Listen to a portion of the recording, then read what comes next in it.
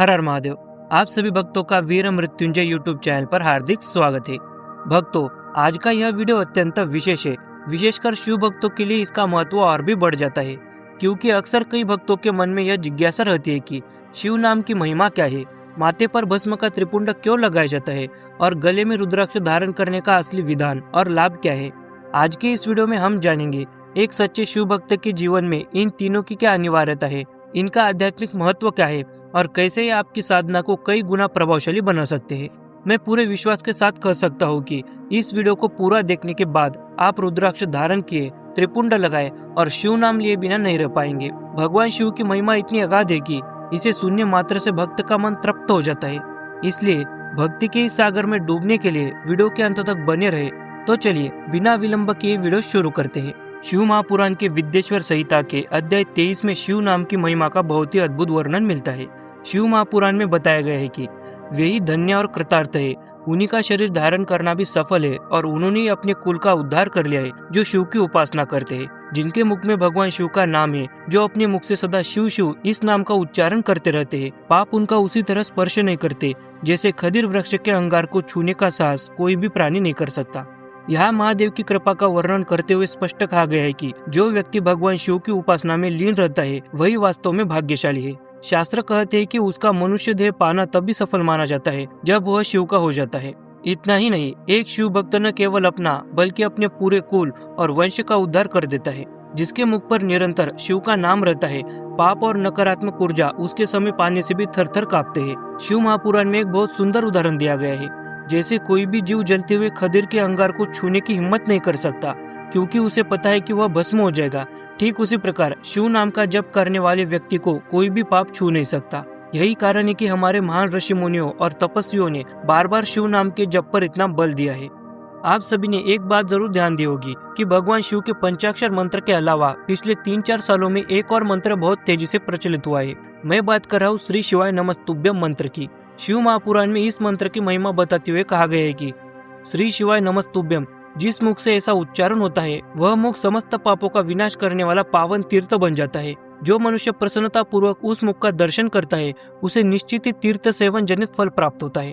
इसका अर्थ यह है कि जो व्यक्ति सच्चे हृदय से श्री शिवाय नमस्तुभ्यम अर्थात हे शिव आपको नमस्कार है कहकर शिव का स्मरण करता है, उसका मुख स्वयं एक पवित्र तीर्थ स्थल बन जाता है। विचार कीजिए, शिव नाम के प्रभाव से एक साधारण मनुष्य इतना पावन हो सकता है कि केवल उसके दर्शन मात्र से दूसरों को पुण्य प्राप्त होने लगता है।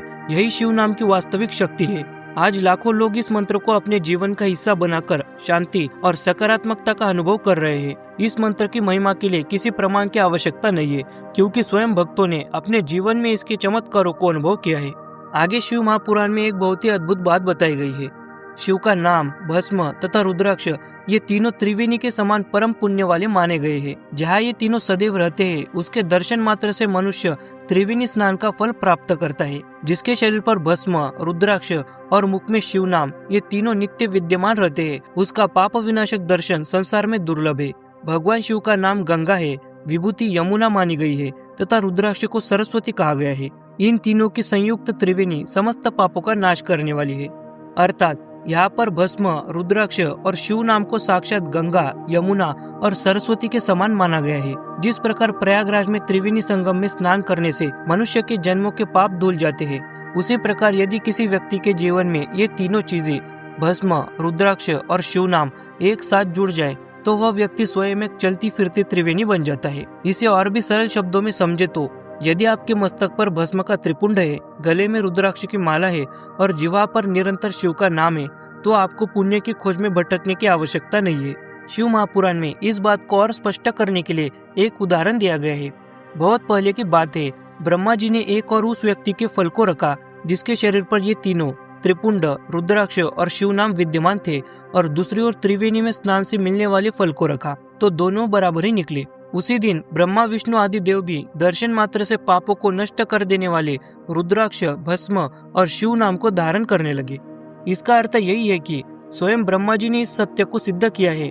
उन्होंने तुलना करके देखा कि एक और पूरी श्रद्धा के साथ किया गया त्रिवेणी स्नान है और दूसरी ओर शरीर पर भस्म, रुद्राक्ष तथा मुख में शिव नाम, तो इन दोनों का फल बिल्कुल समान निकला। और सबसे विशेष बात, केवल हम मनुष्य ही नहीं बल्कि स्वयं ब्रह्मा, विष्णु और समस्त देवता भी भस्म और रुद्राक्ष धारण करते हैं और निरंतर शिव नाम का जाप करते हैं। वे अपने आचरण से हमें यही समझाना चाहते हैं कि हम भी महादेव की भक्ति के इस पावन मार्ग पर चले। जब साक्षात देवगण इन प्रतीकों को अपनाते हैं तो हमें भी निसंकोच होकर शिव नाम की शरण लेनी चाहिए और रुद्राक्ष व भस्म धारण कर अपने जीवन को धन्य और कृतार्थ करना चाहिए। शिव महापुराण में शिव नाम की महिमा को स्पष्ट करते हुए आगे कहा गया है कि जिनका शिव नाम जप में विश्वास है, उनके द्वारा आचरित नाना प्रकार के कर्म तत्काल फल देने के लिए उत्सुक हो जाते हैं। भगवान शिव के नाम से जितने पाप नष्ट होते हैं, उतने पाप मनुष्य इस भूतल पर कर ही नहीं सकता।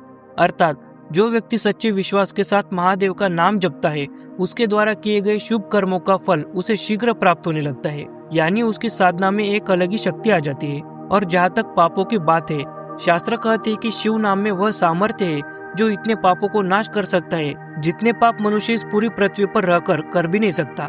लेकिन हमें यहाँ एक बात बहुत गहराई से समझनी होगी। इसका अर्थ यह कदापि नहीं है कि हम गलत कर्म करते रहे और यह सोचे कि केवल नाम जप लेने से सब ठीक हो जाएगा। असल में जब कोई व्यक्ति सच्चे मन से शिव शिव का जाप करता है तो उसका अंतर्मन शुद्ध होने लगता है, उसके विचार, उसके कर्म और उसका स्वभाव स्वतः ही बदलने लगता है।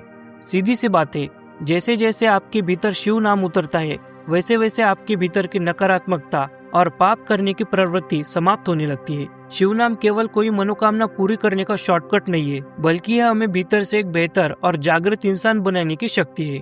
और याद रखिए, जब इंसान बदलता है तो उसका जीवन और उसका भाग्य अपने आप ही सही दिशा में चलने लगता है। फिर आगे बहुत सुंदर बात कही गई है कि जिन महात्माओं के मन में शिव नाम के प्रति बड़ी भारी भक्ति है, ऐसे लोगों की सहसा और सर्वथा मुक्ति होती है। जिसने अनेक जन्मों तक तपस्या की है, उसी की शिव नाम के प्रति भक्ति होती है, जो समस्त पापों का नाश करने वाली है। इसका अर्थ यह है कि जो व्यक्ति भगवान शिव के नाम में सच्चा आनंद महसूस करता है, जिसे शिव शिव शब्द सुनते ही भीतर से एक अद्भुत प्रसन्नता और गहरी शांति का अनुभव होता है, ऐसे भक्तों की मुक्ति निश्चित मानी गई है। और दूसरी महत्वपूर्ण बात, महादेव की यह अनन्य भक्ति हर किसी को इतनी आसानी से प्राप्त नहीं होती। शास्त्र कहते हैं कि जिस मनुष्य ने अपने पिछले कई जन्मों के कठिन तप, सेवा और सत्कर्म किए हैं, केवल उसी के हृदय में शिव नाम के प्रति ऐसी सच्ची श्रद्धा और अटूट प्रेम जागता है। इसलिए यदि आज आपके मन में भी शिव नाम के प्रति लगाव है, यदि महादेव का नाम लेने या सुनने में आपको शांति मिलती है, तो इसे कोई सामान्य बात मत समझिए। यह आपके जन्मों की साधना का फल है और महादेव की विशेष कृपा है। यह अपने आप में बहुत बड़ा सौभाग्य है कि आप उनकी शरण में हैं। भक्तों, इस कलयुग में मुक्ति का केवल एक ही मार्ग है और वह है शिव भक्ति और शिव नाम।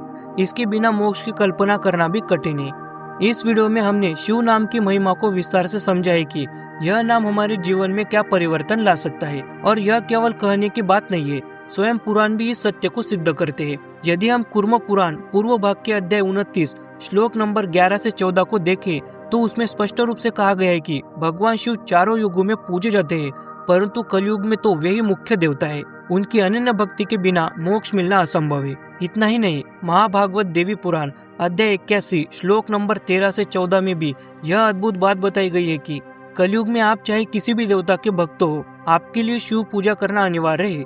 शास्त्र कहते हैं कि पहले भगवान शिव का पूजन करें, उसके पश्चात अपने इष्ट देवता की आराधना करें।